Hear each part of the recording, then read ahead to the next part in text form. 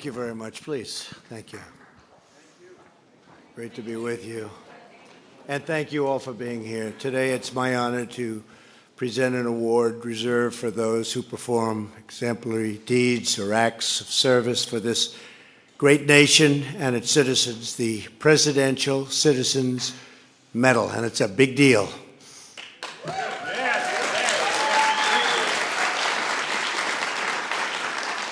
This evening, we come together to pay tribute to a fallen hero who devoted his life to defending freedom and who made the supreme sacrifice to save others on September 11th, 2001, Colonel Richard Rescorla. Richard was a great gentleman. He's looking down proudly on this wonderful family, and congratulations. It's a big evening. And it's great to have you at the White House because there's no place like it. Thank you.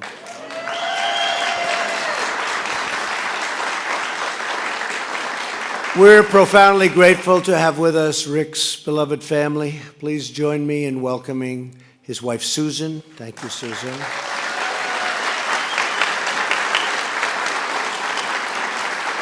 His son, Trevor, and his daughter, Kim. Thank you, thank you. Thank you, thank you. And to each of you, we cannot fathom all that you have endured, but today we express the gratitude of 329 million Americans. It's a lot of people. Rick was born in Cornwall, England in 1939. As a boy, he met American soldiers preparing for the Normandy landing and dreamed of one day serving in uniform. It's a big thing for Rick.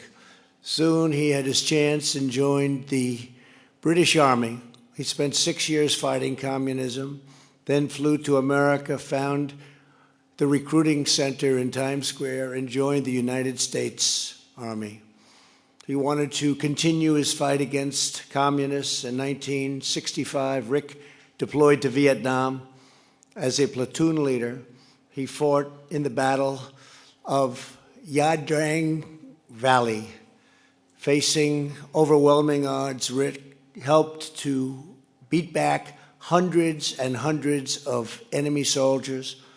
His commander, General Hal Moore, who was a great general, by the way, said Rick was, quote, an extraordinary battlefield leader, quite simply the best platoon leader of infantry I have ever known in 2 wars. He saw plenty of action.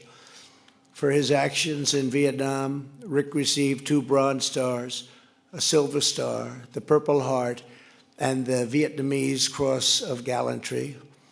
We are thankful to be joined today by 60 soldiers who fought in Vietnam with Rick, including 6 veterans who just returned from Nha Trang on a trip to honor him. Would you all please stand? It's great to have you. Thank you. Thank you. Thank you. Whoa.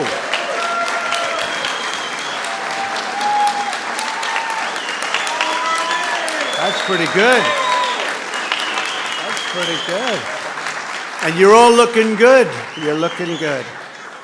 That's great. That's really fair. Do I see a Medal of Honor winner in our midst? Oh, that's great. Stand up, please.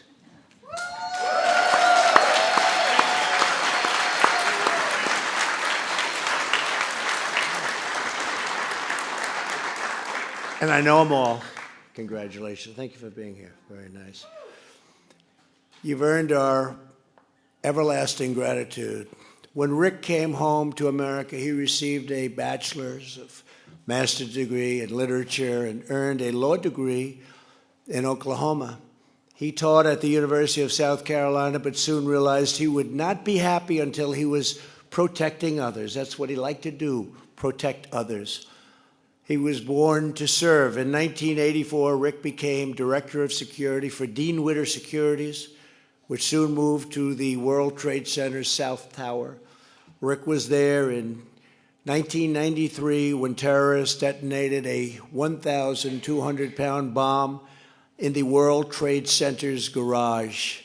In the midst of danger and confusion, Rick climbed on top of a desk, took command, and directed the evacuation helped a lot of people. That was a rough time.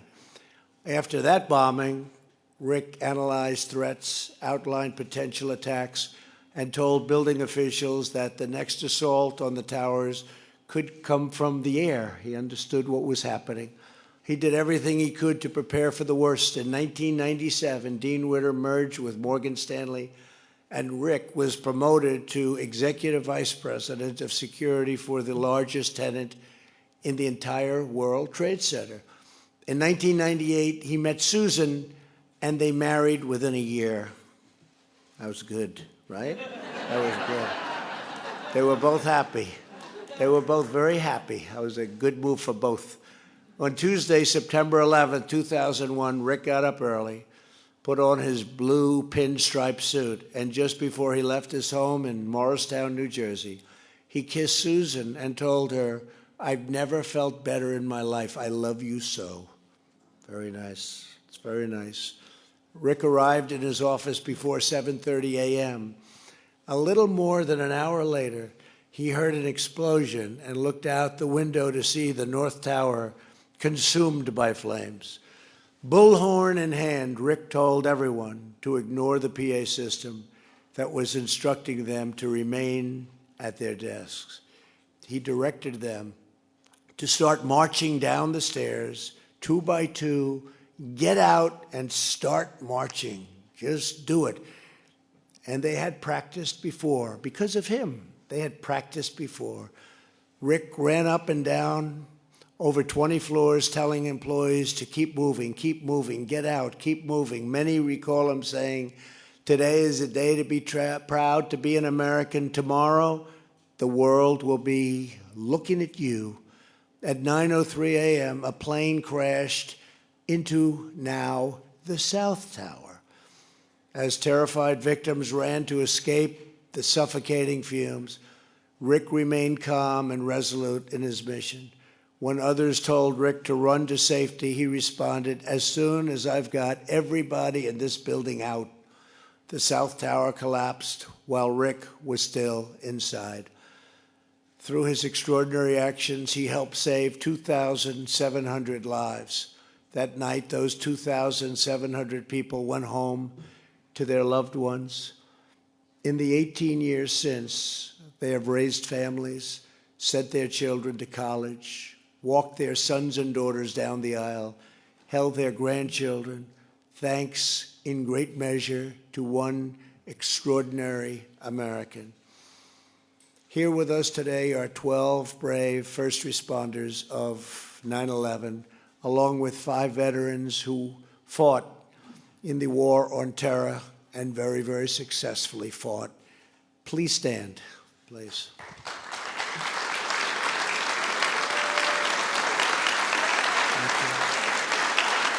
Thank you. Thank you, fellas. Thank you. Thank you very much. Great respect. I know the city well. Fantastic job. Rick's entire life paints a beautiful picture of selfless service, and his legacy endures. Monuments and gardens have been built in his honor. A passenger train in England has been named after him, and they just gave me the most beautiful model of that train, and it'll be in the Oval Office. And poems and books and even an opera have been written to memorialize his story. No one has done more to preserve Rick's memory than his wife, Susan. After 9/11, Susan traveled the country and told of Rick's courage. Rick used to stay and say that Susan's spirit could lift him up in just a minute. Susan, you have really helped to lift up an entire nation, and we want to really thank you, and you have been so incredible, and this evening is a very special one. This is a very special house. It's a very special home, and it's a very special country. So to Susan, Trevor, Kim, and every one of Rick's family members who are here, our debt to you is beyond measure. We can never reverse the horrors of that day. We can never replace the precious lives we lost. But on behalf of our entire nation, I pledge that We will forever and always remember this incredible American hero, Colonel Rick Rescorla. We will never, ever forget. Now it is my privilege to ask Susan to join me on stage to accept the Presidential Citizens Medal on behalf of her great husband.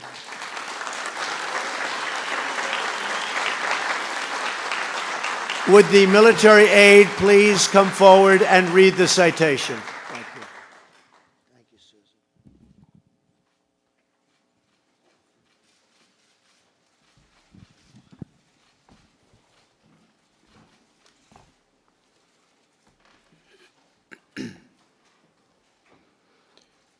Richard Cyril Rescorla. At the cost of his own, Richard Rescorla helped save the lives of nearly 2,700 people at the World Trade Center on the morning of September 11, 2001. In the midst of the attack on the Twin Towers, Rescorla ignored advice to shelter people in place and instead aided their efforts to escape to safety. He did not, however, join the evacuation. He continued working to save lives until the tower collapsed, killing him and hundreds more. The United States is proud to honor Rick Rescorla, whose valiant and selfless sacrifice for his fellow Americans on one of our nation's darkest days will never be forgotten.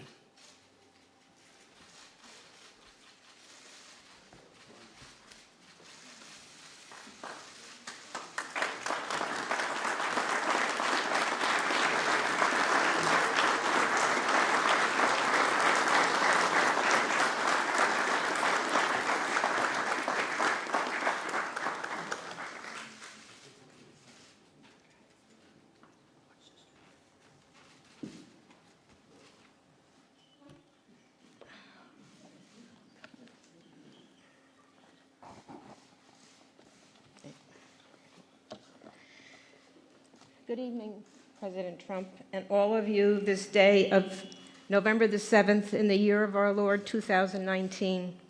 And thank you so much for meeting with Rick's family and I so privately before the ceremony. Today is a day to honor a proud American. 18 years is a long time, and I thank our president for honoring Rick with the Presidential Citizen Medal. I had asked myself, and why now? Because this was to be. It's all about the journey, which has revealed so much more.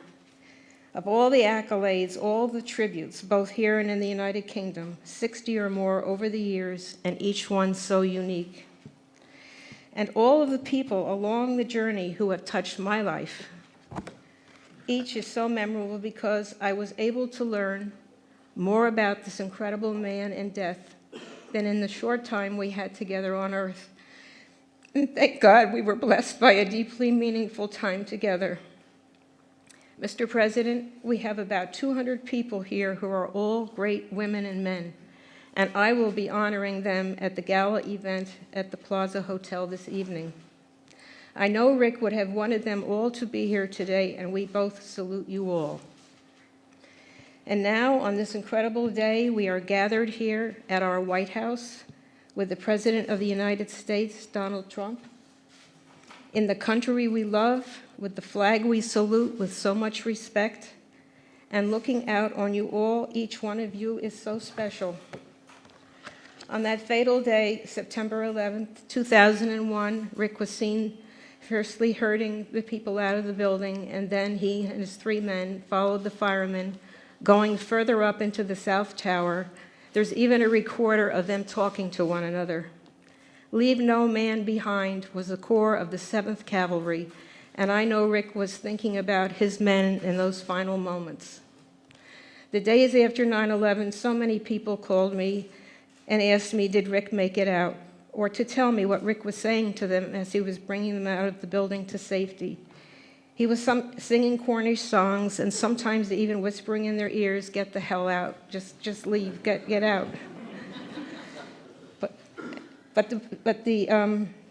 And what was I going to say? Today is a day to be proud to be an American, because the world is still looking at us.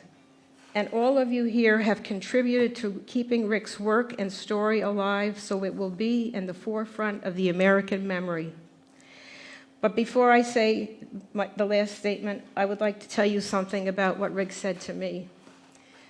On our first date, he said to me, "What are you about?" And I said, "What do you mean, Rick?" And he said, "Well, when I was a very young man, I declared what I wanted to be. And I knew that if I stayed on that path, that at the end of my life, that I would have done the very best that I could." And that's exactly what Rick did. Thank you, Mr. President, and God bless America.